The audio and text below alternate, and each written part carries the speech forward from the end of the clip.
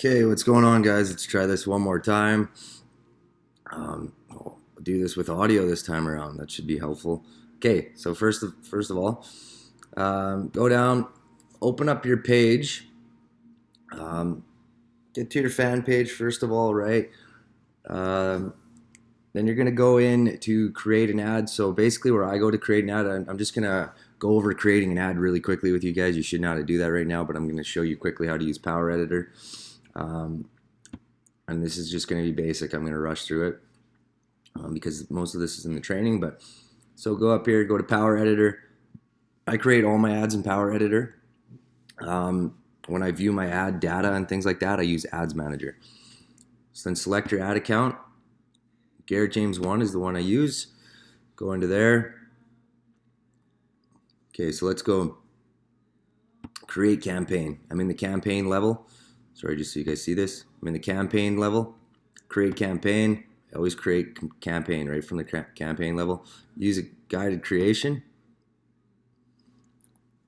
So you can use an engagement ad, run post engagement, and that's just gonna get in front of people's faces that are more likely to engage with your ad. So like, comment, share that ad.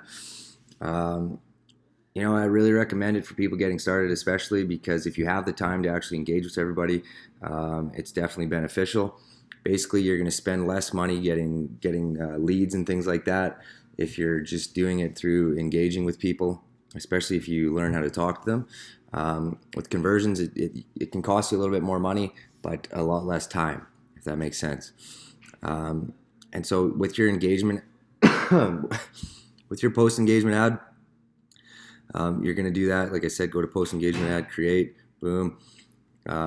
With your conversion ad, it's going to be more likely for people to actually click on your domain and register for the webinar and hopefully go on and pay the $99. So here you'll come down here, campaign goal, select the action you most want to measure. Let's go with leads because this is what we're going to do. And leads just mean people that have opted into the webinar. So for this example, we're going to do conversions. I run a lot of conversions now. I used to do strictly post engagement. I basically built my business on post engagement. I just don't have the time to actually have conversation with everybody that comments on my ad anymore. So, but like I said, if you have the time, I encourage doing post engagement. Also, if you're doing a post engagement and you don't have your domain in your ad copy, it's more likely to get approved. You can put your link in your ad copy if you're doing post engagement. That you can totally do that as well. It's just one more way of getting people to the webinar. Conversions, you need your domain in your ad copy. All right, so conversion. So your conversion event is going to be your lead pixel. So basically anybody, anytime someone opts into that webinar, they get to your thank you page, it's going to register that person as a lead. It's going to fire your lead pixel. It's going to show up as a lead. So come down here. First, I'll start off really broad. Let's just do Canada. I usually do start off with age 24 to 40. You can do all. I usually do men, to be honest, but let's just do all. Keep it really broad. English. Let's do that. Here we go. I usually use this expand interests. I gotta keep it checked off. I've kind of tested both ways, and I seem to get better cost per lead and things like that when I have it checked. So then you'll come down here, edit placements. I usually don't dick around with this stuff too much. You can see what each one means, or you have a visual representation of what each one of these actually does when they're checked off, or which each one of these are. I usually just leave it on feeds, get rid of this, get rid of Instagram, get rid of audience network, get rid of Messenger. Again, this is stuff you can test, and you can see, which ones you get better results with. But for now, we're going to do just feeds. Daily budget, $5. I don't use this optimized for link clicks. I don't think it's really working as well as they had planned so far, so they're probably still working on it. But for what I've tested, it didn't really have any effect on my ad conversions or anything like that. Drop this down to 1 day click. Go to continue.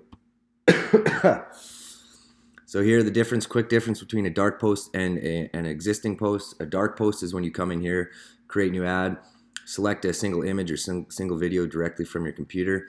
So then when any social proof you get on that advertisement, so anybody that comments on it, shares it, anything like that, it's not going to actually follow the post, because the post is just with the ad. There's no actual post on your page.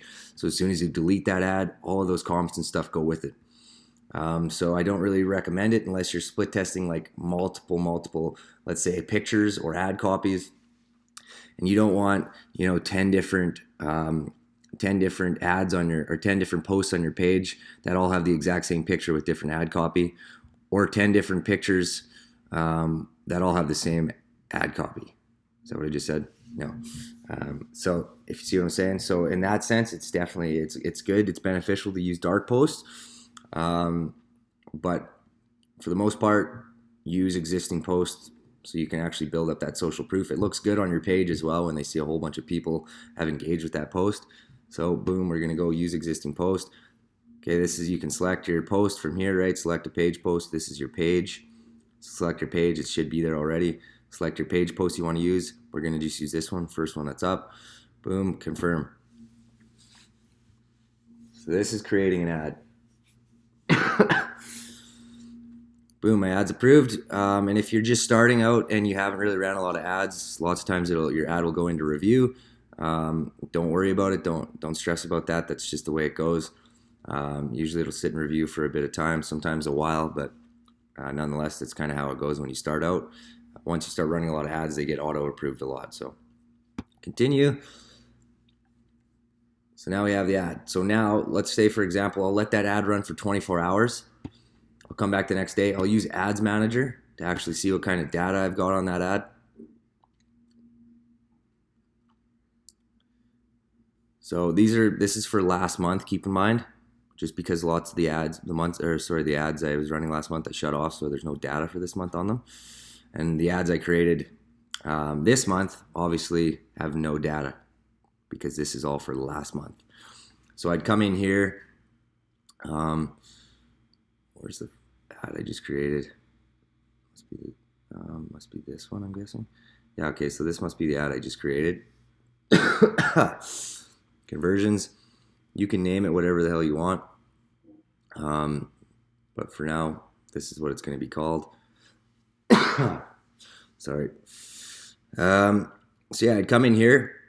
Obviously, we have no data. I haven't ran it for any period of time yet. So let's just say, for example, of course. Just hang on one sec.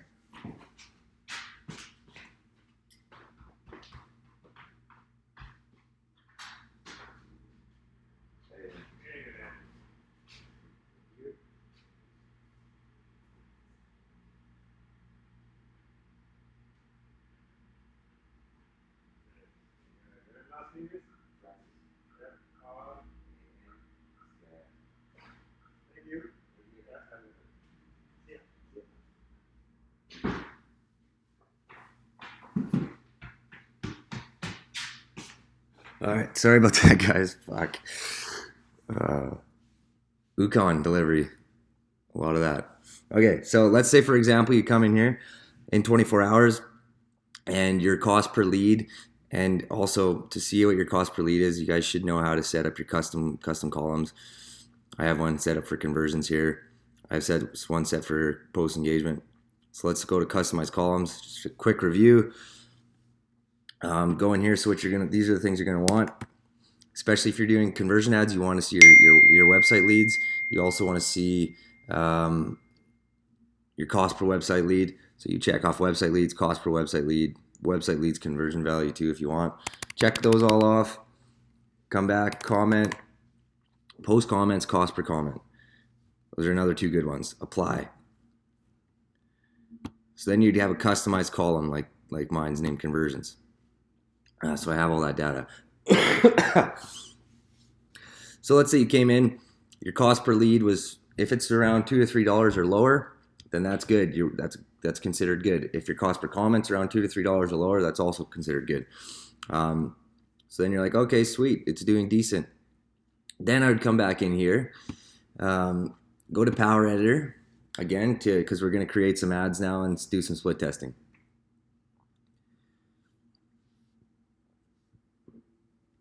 So here's our ad here. I'm still in the campaigns level. I want to get to the ad sets level so I can see what's going on. Click here. That brings me into the ad set level. Here's my ad set. Still no data, obviously. It hasn't ran for any period of time yet. But let's just say for this demonstration's purposes that our cost per lead is $2. Let's go back to conversions. Let's just say that our cost per lead is $2. If you guys want to see what these stuff is, cost per result, same as cost per lead. If you want to just hover over, in this case, per lead, you can kind of get a better description without widening all your columns. Post comments, cost per comment, website lead, cost per website lead. All right.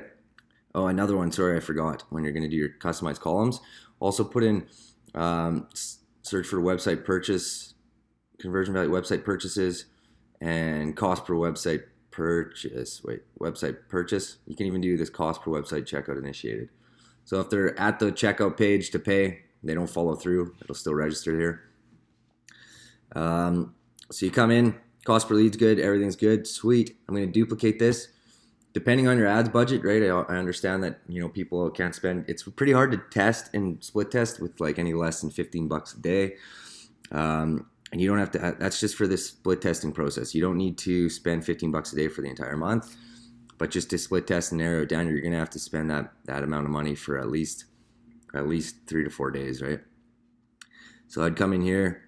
Let's do 4 of these, 4 duplications. So it's going to create 4 more identical. They're all going to be running at $5 a day. They're in draft right now, right? So no worries. So then I'd leave, because this one had good results. My cost per lead was $2 to $3 or lower, or even my cost per comment was $2 to $3 or lower. And keep in mind, if you're running a post engagement, your cost per lead, don't worry about that. You're looking for your cost per comment is your most, valuable variable that you're gonna keep an eye on. If your domain is still in there, in your ad copy and you're running post engagement, and let's say, for example, someone says comments more info, you start having a conversation with them, and in that conversation you send them your link to the webinar and they register for the webinar, then they will still show up as a lead on that particular ad. So that's why it's still good to even have your cost per lead in here, even for a post engagement ad. But for me, the most important thing to look at when I'm doing post engagement is just my cost per comment. Keep that $2 to $3 or lower. Like you should be able to get it definitely lower. $2 to $3 is kind of a general rule of thumb. So yeah, let's say that this one was doing well. So I would go in here, I duplicate it. So this is a duplication. I'll just leave this one. I won't change a thing. It's identical to this one, right?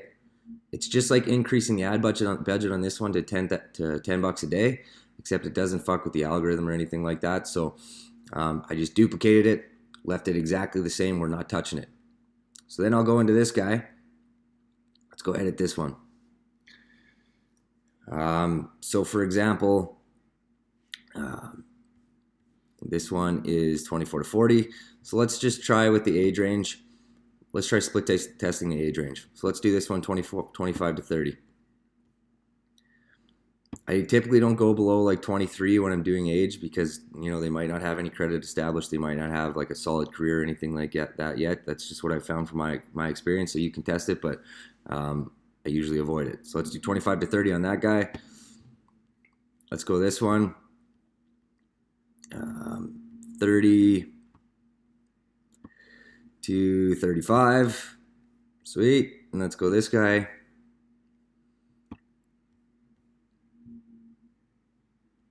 35 to 40. Awesome. They're all in draft. I run those. The way to actually do that in Power Editor, go up to here. These are all your changes. They're still in draft. So I'd confirm changes. Boom. And then it would either it would save the changes and they would all go active, or they'd go in review. You know what I'm saying? So then 24 hours after that, I would come back. I would look at these, and if these two are still doing well and they're still converting well and they're still under $2 to $3 cost per comment or cost per lead, then I'd make another duplication of this guy. Just one, duplicate it. And don't change anything. Just leave it identical again. And you have 3 ads that are converting well. Sweet. So now you have your other 3.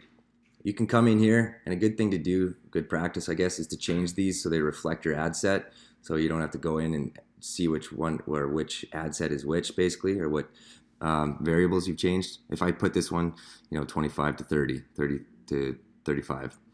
You don't have to, but it's just a better way to stay organized. And I'd come in here the next day. Let's say this one right here was outperforming these 2 by far. Okay, cool. I'll go in, check it out. Which one is this?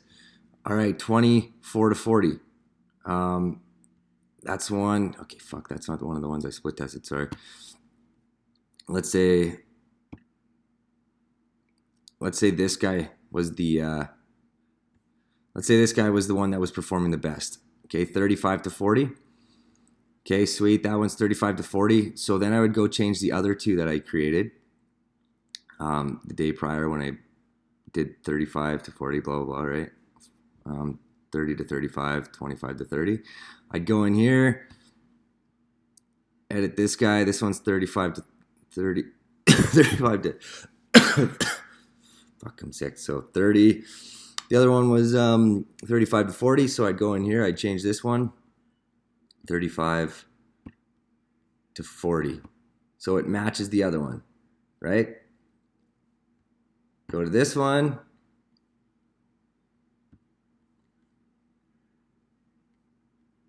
$35 to 40. So now I found that out of the 3 age ranges I split tested, 35 to 40 did the best. So I'd put them all to 35 to 40. And now let's say I'd split test gender. So let's just do men on this one. Then I go to this one. I would just do women. This guy, we're just going to leave it as is. Okay? We're going to see how that does.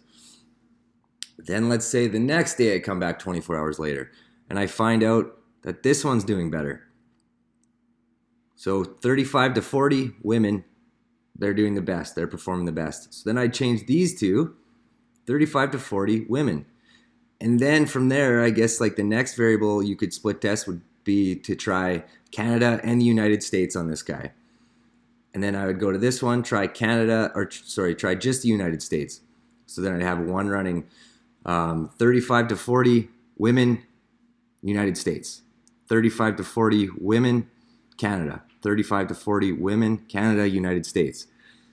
And so on and so forth, right? So you're just changing one variable at a time. And 24 hours after that, I'd see which region did the best, which country did the best, right? Did they do the best when they were together?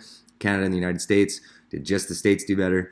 And so on. So you're just really narrowing it down, really trying to perfect your ad, get it better and better. That's a version of split testing.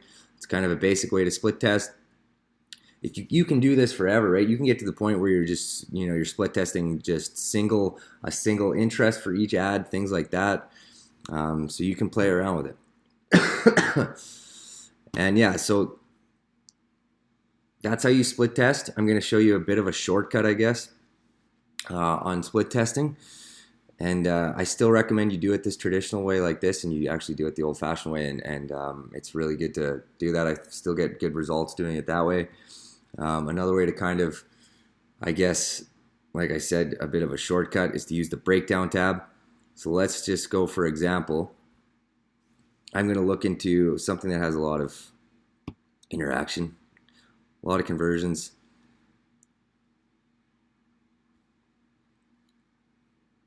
So I only have 2 that are currently running still, but that doesn't matter. You can go to the breakdown tab here. Let's go to age and gender.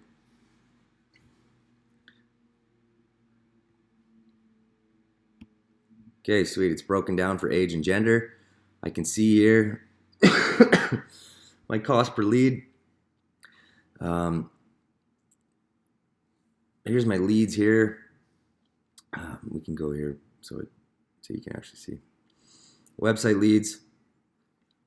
age 25 to 34, and this works in Ads Manager as well. Actually, I would typically do it in Ads Manager to see my ad results.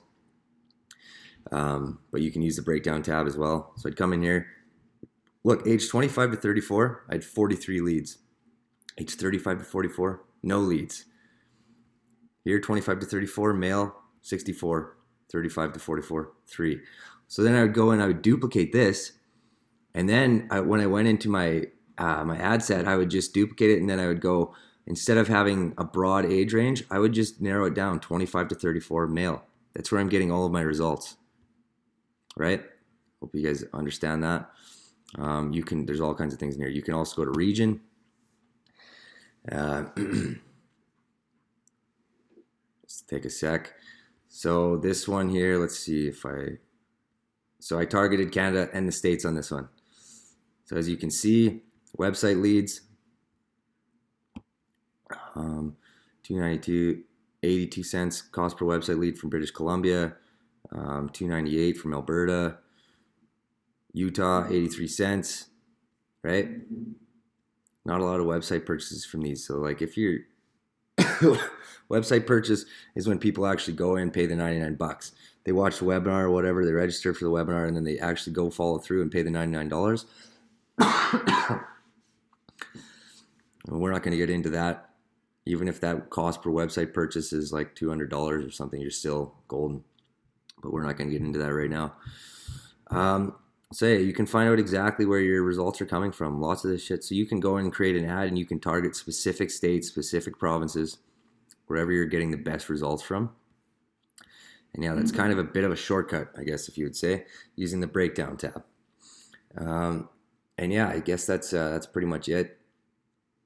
I rushed through this one a little bit quicker. I guess I didn't rush, but I went through it pretty quickly. So I hope you guys all gathered it and or have a better understanding of split testing and have some stuff to implement here ASAP. Anyways, guys, thanks a lot.